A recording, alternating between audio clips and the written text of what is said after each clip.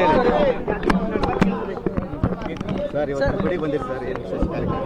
ಅಲ್ಲ, ನಮ್ಮ ಸಮಾಜದ ಒಂದು ಮೀಟಿಂಗು, ಒಂದು ಸಭೆಗೆ ನಮ್ಮ ಶ್ರೀಮಂತ್ ಕುಮಾರ್ ಸಾಹೇಬರು ನಮಗೆ ಆಹ್ವಾನ ಮಾಡಿದ್ದಾರೆ. ಅದಕ್ಕಾಗಿ ಬಂದಿದ್ದೇವೆ ನಾವು.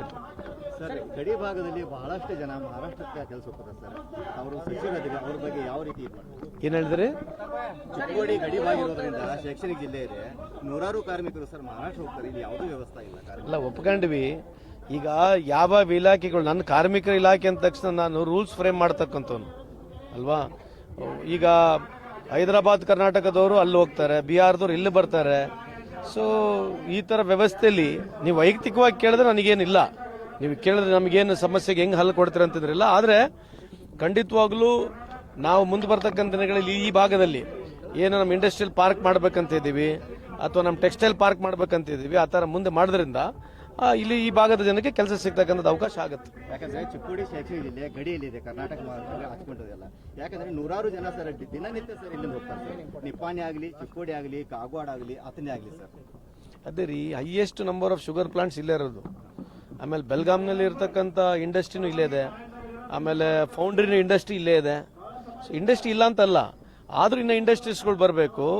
ಮೊನ್ನೆ ನಮ್ಮ ಸಿದ್ದರಾಮಯ್ಯ ಸಾಹೇಬರು ಅದ್ರ ಜೊತೆಗೆ ಎಂ ಬಿ ಪಾಟೀಲ್ ರವರು ಈ ಮುಂದೆ ಬರ್ತಕ್ಕಂಥ ಇಲ್ಲಿ ಜಾಸ್ತಿ ಒತ್ತಡ ಕೊಡ್ಲಿಕ್ಕೆ ಪ್ರಯತ್ನ ಮಾಡ್ತೀವಿ ಕೂಡ.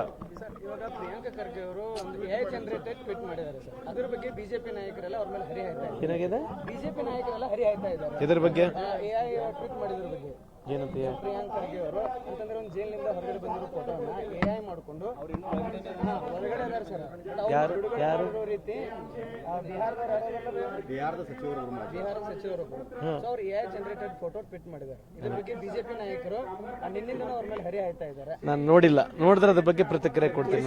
ಒಂದು ಇವತ್ತು ಭವಿಷ್ಯ ನೀಡಿದ್ದಾರೆ. ಸಿಎಂ ಅವರು ಬಿಟ್ಟು ಕೊಟ್ಟರೆ ಮಾತ್ರ ಡಿಕೆಶಿ ಸಿಎಂ ಆಗ್ತಾರೆ, ಇದಕ್ಕಾಗಲ್ಲ. ಅಲ್ಲ, ಆ ವಿಚಾರದಲ್ಲಿ ನಾವೇನು ಮಾತನಾಡಕ್ ಹೋಗಲ್ಲ. ನಮ್ಮ ಮುಖ್ಯಮಂತ್ರಿ ಅವರು ಕ್ಲೀನ್ ಆಗಿ ಇನ್ಸ್ಟ್ರಕ್ಷನ್ ಕೂಡ ನಮಗೆ ಕೊಟ್ಟಿದ್ದಾರೆ. ಅದ್ರ ಜೊತೆಗೆ ಅವರು ಹೇಳಿದ್ದಾರೆ, ಹೈಕಮಾಂಡ್ ಏನ್ ಹೇಳುತ್ತೆ ಅದು ಫೈನಲ್ ಅಂತ ಹೇಳಿದ್ದಾರೆ. ಅದ್ರ ಬಗ್ಗೆ ಮುಂದೆ ಚರ್ಚೆ ಬೇಡ. ಸರ್, ಬಿಜೆಪಿ ಅವರು ಒಂದು ಆರೋಪ ಮಾಡ್ತಾರೆ. ಫೆಬ್ರವರಿ ಮತ್ತು ಮಾರ್ಚ್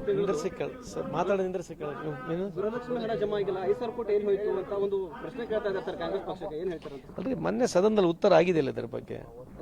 ಈಗ ಎರಡು ತಿಂಗಳ ಅಮೌಂಟ್ ಏನು ಹೋಗಿರ್ಲಿಲ್ಲ, ಅದು ಮುಂದೆ ಬರ್ತಕ್ಕಂಥ ದಿನಗಳಲ್ಲಿ ಹಾಕ್ತೀವಿ ಅಂತ ಹೇಳಿದಾರಲ್ಲ.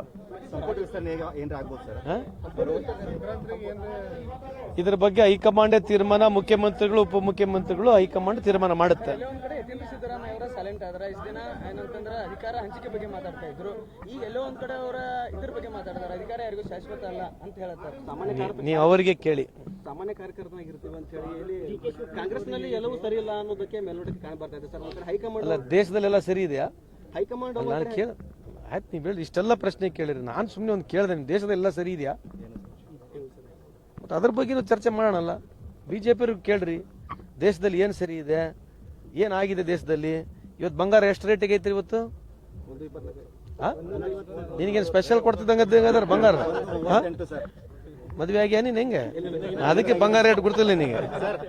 ಬೆಂಗಳೂರಲ್ಲಿ 200 ಹೆಚ್ಚು ಸರ್ ಮನೆಗಳು ಮಾಡಿದ್ದಾರೆ ಸರ್. ಕೇರಳ ಸಿಎಂ ಟ್ವೀಟ್ ಮಾಡಿದ್ದಾರೆ ಸರ್, ವಿಷಾದ ವ್ಯಕ್ತಪಡಿಸಿದ್ದಾರೆ ಸರ್. ಅಲ್ಲ, ಯುಪಿನಲ್ಲಿ ಇದ್ರ ಬಗ್ಗೆ ನೀವು ಕೇಳಬೇಕಲ್ಲ. ಯುಪಿನಲ್ಲಿ ಒತ್ತಾಯಪೂರ್ವಕವಾಗಿ ಮಾಡಿರ್ತಕ್ಕಂಥದ್ದು. ಇಲ್ಲಿ ಎನ್ಕ್ರೋಚ್ಮೆಂಟ್ ಮಾಡ್ತಾ ಇದೀವಿ. ಮಾಡ್ತಾ ಇದ್ರೆ ಎನ್ಕ್ರೋಚ್ಮೆಂಟ್ ಇದ್ರೆ ಮಾಡ್ತಿರ್ತಕ್ಕಂಥದ್ದು. ಯಾವ್ದು ಸಮುದಾಯಕ್ಕೆ ನಾವು ಮಾಡ್ಬೇಕಂತಕ್ಕದಲ್ಲ. ಯುಪಿನಲ್ಲಿ ಮುಸಲ್ಮಾನರಿಗೆ ತೊಂದರೆ ಕೊಡ್ಲಿಕ್ಕೆ ಮಾಡ್ತಕ್ಕಂಥದ್ದು ಸಂಡೆ ಇದ್ರೆ ನಿಮಗೆಲ್ಲ ಗುರ್ತಿದೆ.